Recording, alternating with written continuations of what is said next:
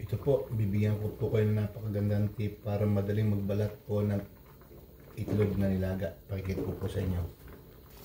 Yan po, kapag natutuyo na po yung ganyang ibabaw, luto na po yan.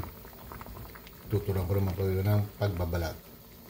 Yan po, bali nasa mainit pang tubig. Patuloy atin po yung basagin ganyan.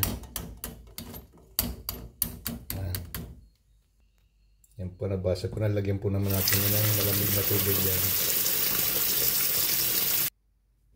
At ito na nga po, ayan, tingnan natin. Madali talong magbalat nito.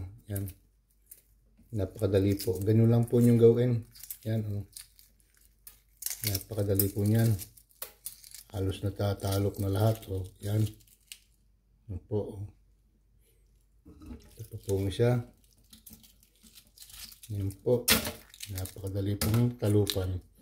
Ganun lang po yung gawin. Hindi kayo nahihirapan. Yan po.